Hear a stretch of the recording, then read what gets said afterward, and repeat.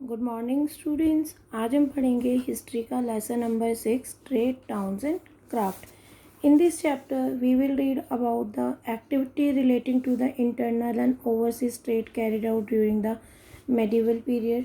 To understand the different types of town or urban centers became prominent during this period, and now to understand the importance of different towns and how they achieve so so much of the prominence, and to learn about the emergence of some towns Hampi, Masulipatinam and Surat. Now, in spite of the political uncertainty, the period between the 12th and 18th century was a phase of unprecedented prosperity and growth in trade and crafts.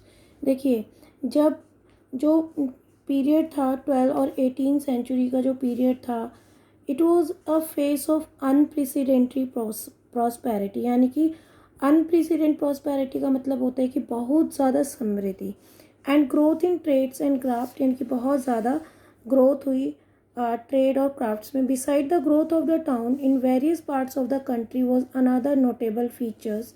Notable features का मतलब होता है बेटा उल्लेखनीय विशेषताएं of the period. These developments were the outcome of the political and economic policies followed by the ruler in Delhi and regional centers।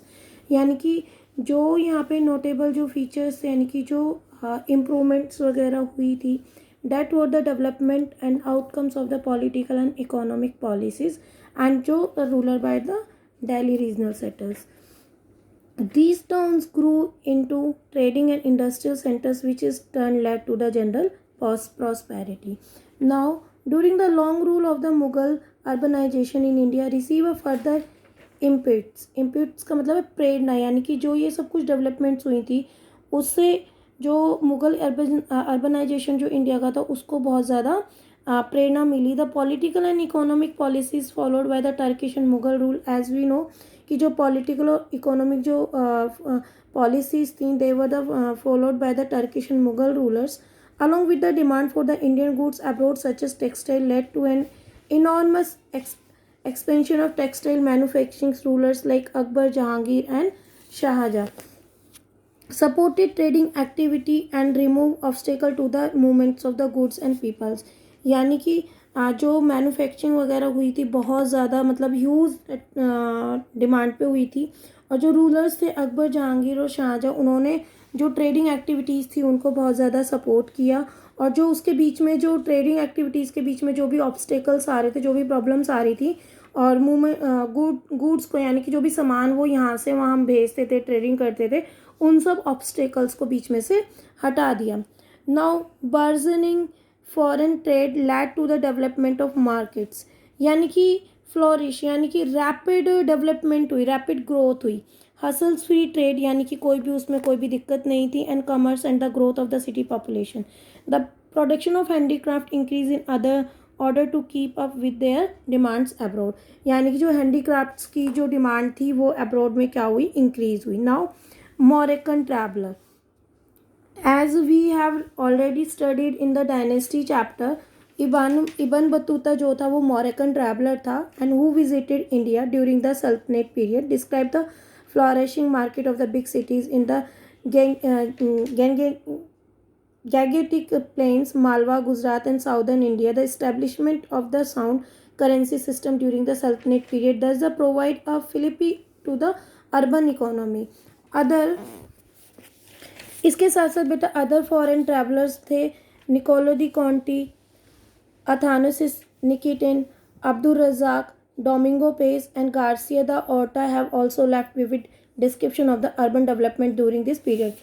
यानी कि जो ये पीरियड था 12 to 18 सेंचुरी के बीच में जो पीरियड था, मोरक्कन ट्रैवलर इबन बतूता के साथ साथ उन्होंने इंडिया में विजिट किया, उनके साथ साथ ये भी फॉरेन ट्रैवलर थे जिन्होंने इस टाइम में ट्रेड और कॉमर्स के क्षेत्र में क्या किए, डेवलपमेंट्स की। नाउ टाइप्स ऑफ टाउन, किस टाइप्स के टाउन थे अब हम वो पढ़ेंगे।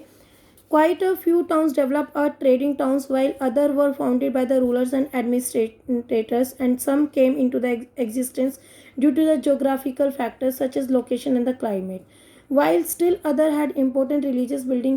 अब देखिए यहाँ पे ये कह रहा है कि trading towns while others were founded by the rulers and administrators, some came into existence due to geographical factors। जो कुछ डेवलप हुए थे टाउन्स किस वजह से होते, जोग्राफिकल फैक्टर्स की वजह से, such as location, climate, while still other had important religious buildings. Town could be categorized into the temples town. जो towns थे, it was categorized in the temple towns also, like commercial towns, port towns, and administrative centers, etc. Most towns combined several functions. They were administrative centers, temple town, as well as centers of commercial activity and craft production. बेटा जो ये types of town जो developed हुए थे, and they were also a center of the commercial activity and craft production. Now administrative centers, अब इनके administrative centers क्या थे? Now due to their strategic location, a number of capital towns developed throughout the Indian subcontinent. They were also referred to as capital towns or cities or core towns. Capital towns were the main seat for the administrative machinery. यानी कि जो capital towns थे, they were known for the main seat of the administrative machinery. These towns were surrounded by the well-defined fort comprising open areas for military practices. Sarai, culture hubs, existence of the capital cities to a large extent depend on the royal patronage. Delhi, Agra, Kannauj, और जो ये थे Delhi, Agra, Kannauj, Hampi, Devagiri were among the prominent capital towns of the period. यानी कि जो ये these were the administrative centre of this period. And which period? Between medieval period 12 to 18th century. Now temple towns and pilgrimage centers, यानी कि जो ये towns थे, ये तीर्थयात्रियों के लिए भी, पिलग्रिमेज का मतलब होता है तीर्थयात्रियों के लिए सेंटर्स कैसे बने. नाउ देखिए, religious has been an integral part of the human life since the beginning. The medieval period saw the emergence of a number of temple towns, pilgrimage centers such as Tirupati, Somnath, Madurai, Ajmer, Banaras, Mathura, Nashik. These were the pilgrimage centres, यानी कि temples town थे, and they were the pilgrimage centres, यानी कि जहाँ पे ये तीर्थयात्री आते थे. Temples town were centre around the large temples. Activity of the temple shape the economy, society of the town. A variety of the people congregated around the temples to the participate in the trade. Congregated का मतलब होता है कि जहाँ पे peoples इकट्ठे होते थे, right. Agriculture, banking, and craft production, which were organized and promoted by the temples. Third, pilgrimage centers receive regular patrons, यानी कि जो pilgrimage थे रेगुलर patrons को रिसीव करते थे for their devotees, pilgrimages and rulers, all of whom contributed to their rapid growth. Rapid growth का मतलब क्या है कि बहुत तेजी से जहाँ ग्रोथ होती है. अब आप देखिए centres of trade and commerce. अब देखिए जो व्यापार था उसके लिए कुछ सेंटर्स बनाए गए थे. देखिए क्या था कि जैसे the growth of the trade and commerce prove to be a major driving force and the emerge of the urban centres. Trade relation existent within the India as well as within the external world. India merchant exchange surplus good. देखिए यहाँ पे ये goods को क्या करते थे, change करते थे, जैसे spices, T, milk, textile, semi precious stones.